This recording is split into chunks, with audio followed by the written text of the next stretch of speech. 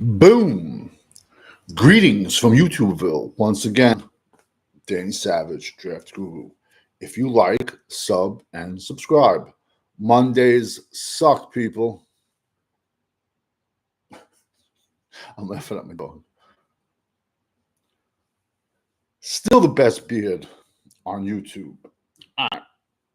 Today I'm going to be doing a comparison, but you got to read between the lines, people. There's a kid at Penn State. He was considered a top 5 edge in the NFL draft in April. Definitely a top 10 player in April. His name is Abdul Carter for Penn State. He's out of Philadelphia. He wears the number 11. 6'3", 260. Remember that now.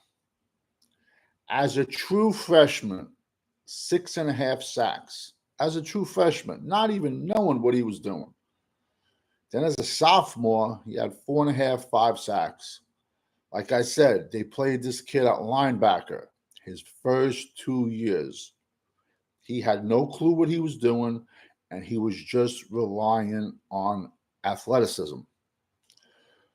So Penn State, they get a new offensive coordinator and a defensive coordinator they got in the offseason. And they decided to move Abdul Carter to edge. Now, the first game of the year against West Virginia, Wyatt Mullins, he's a late first round pick, left tackle, who I gave you him back in May. I mean, I don't know what other people are giving you, but I gave you him back in May. Left tackle, West Virginia, has allowed a sack going on 3 years. He shut him down. But you see, now when you move Abdul Carter to edge, and he's 6'3", 260, he's dealing with a bigger offensive tackle. He's dealing with tight ends chipping him. He's dealing with running backs, fullbacks chipping him. So out of the first 3 games of the season, he had a lackluster 12 tackles and 1 sack. And that was considered a really disappointment for him. And on top of that, it's amazing, but linebacker their linebackers are gross this year. I don't know. They got to get some. They got to get some kids from Ohio State, I guess. I don't know. But linebacker they're having problems at linebacker. So the last game, this past Saturday, they switched Abdul Carter. It was Penn State versus Illinois. They switched him back to linebacker, defensive end, rover. Bro, this kid lined up at like 12 different positions. He had 7 tackles, 2 sacks, and 1 forced fumble. This is what you got by moving this crazy, crazy athletic kid that still has no clue what he's doing, just by moving him around.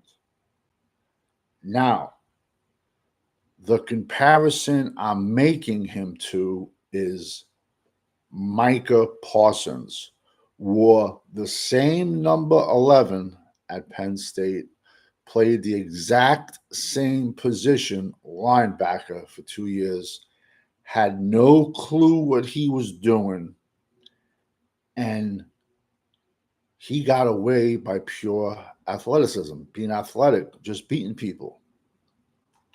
So now, remember what I said about height and weight about Abdul Carter, 6'3", 260. Micah Parsons is 6'3", 240.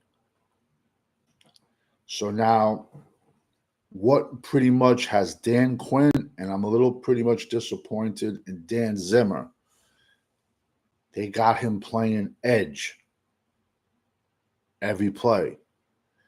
He's too small to play edge. And Micah Parsons on the season for Dallas has 11 tackles and 1 sack.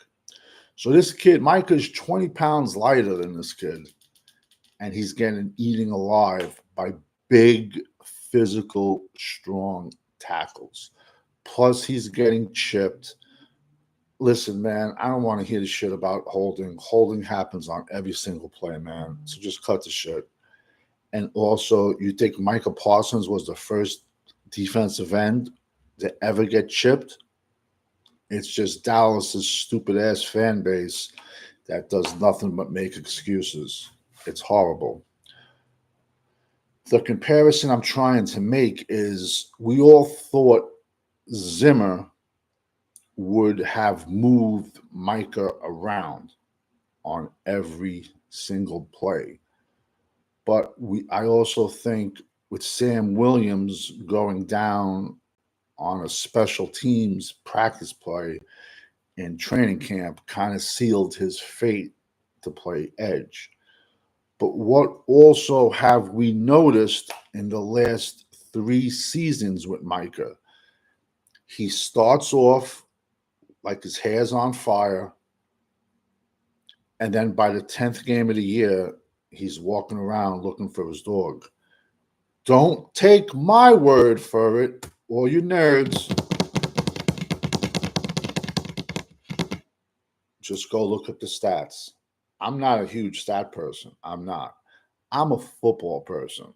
I'm a tape person. That's what I am. In, I think, 4 playoff games, Micah's had 1 sack. Against Green Bay, they took his lunch, and the next day he said, "Oh, I'm happy with the way I played." So long story short, Micah has a high ankle sprain. That could be 2 weeks. That could be 6 weeks. But do you honestly think he's going to come back without getting that bag? No. But the moral of this story is similar type players, crazy athletic they are. Abdul Carter is 20 pounds heavier, and he was having trouble playing edge every single down. But once Penn State moved him back to linebacker and played him at like 10 different positions, boom, he blows up, you know? So, listen, whenever he does come back from his high ankle sprain, and let me tell you something, anyone who's ever played football or anyone who's ever just like had a high ankle sprain, bro, that lingers. It all depends what grade strain it is also. I doubt they're going to do the surgery where they go in there and they tie the 2 ligaments together. I doubt they're going to do that. But you have to realize he has a high ankle sprain, and he's coming off the ball, whether in a 2-point stance or more likely, which they've been playing him, in a 4-point stance with his hand on the ground. So don't you think that's going to hamper him like a lot? And with a young kid like this, if you want to keep him on your team, don't you think it's better to rest him and listen, Tank, forget about it. Tank has nothing left in the tank, bro. But a kid like Micah, don't you think you're better off resting him and until he's 100%? Or better yet, do you think you think his mother's gonna tell him to go out there if he's not 100%? Mama's gonna tell him what to do, man. And I don't blame him. But it's a little bit of a disappointment that Zimmer is not moving him around at edge. But in the same token, Dallas has no edges. But whose fault is that? We let Dan Quinn run our draft for 3 years, and Dan Quinn's draft for 3 years has set this team back about 5. And I'll argue with anybody over that, because Dan Quinn drafted about 8 busts at defensive line, defensive tackle, and edge. According to Dan Quinn, Sam Williams was Micah 2.0, and all our fans just anointed him. That's the problem with Dallas fans. Dallas fans, bro, our rookies don't even fight in training camp for spots. When our rookies get drafted, our needs are so bad, they get anointed starters. How bad was it when Bobby Carpenter was a starter? Bro, brutal. Brutal. But that's Dallas for you, and that's why this is a draft channel. So I just wanted to do this video to compare how Penn State switched things up when it wasn't working with Abdul Carter at edge, and now they're moving him back to linebacker and all the way around. So maybe whenever Micah Parsons does come back from a injury to his ankle, high ankle sprain, maybe we can move him around, because honestly, I don't think either defensive coordinator is doing this kid justice. He should be playing a rover role where you line him up at a different position every single play. So when the quarterback gets underneath the center, he has to account for him. He has to look around and account for him every single play. And then they have to do audibles, change blocking assignments. But what do I know? We all know when you're rocking with the GWO, it's for life.